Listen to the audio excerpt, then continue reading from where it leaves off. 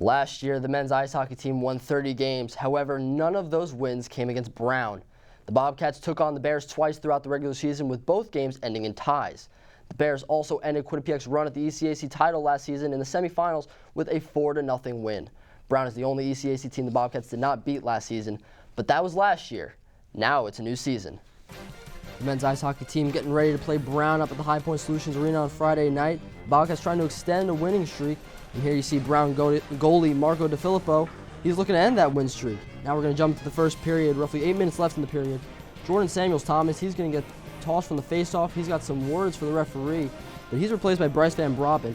Van Braben's going to win the faceoff, and the puck goes to Corey Hibbler, and Hibbler scores on a quick shot. The captain puts the Bobcats up 1-0. Seconds ticking away in the first period, and it's going to be Sam Annis getting the puck in the corner. He sends it over to Connor Clifton. Clifton steps up, he shoots, he scores, and the Bobcats go up 2-0. Now before we go to the third period, let's see what Michael Gartic had to say about Brown's late game approach.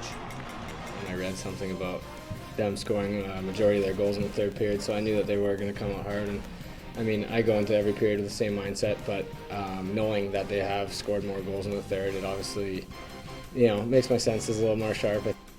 Now let's go to the third period, and Gartic's going to face a few shots here from Brown.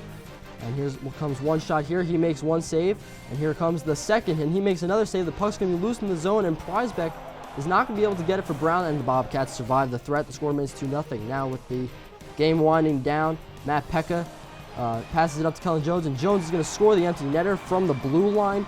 That puts the Bobcats up 3-0, and they would go on to win by that score. Last year saw Quinnipiac's rise to the top of the college hockey world. However, the team failed to win the big one. The Bobcats fell to crosstown rival Yale in the national championship game 4-0. This weekend marked the first time the two teams would face off since that game. I caught up with some of the players earlier in the week to get their thoughts on the upcoming game. When the time comes Saturday morning, they're going to know. I mean, everyone's going to know that it's something special, and obviously we can't make up for the fact that we lost the national championship game on a game in November. But certainly there's a little bit of extra juice there. Really excited. I mean, last year I was able to watch one of the games that was on NBC, and so I saw what the atmosphere was like here. And obviously, TV doesn't compare to what it was, I'm sure. But I'm really excited. It's going to be a lot of fun. Everyone knows what happened. I mean, it was brutal. I mean, it still hurts.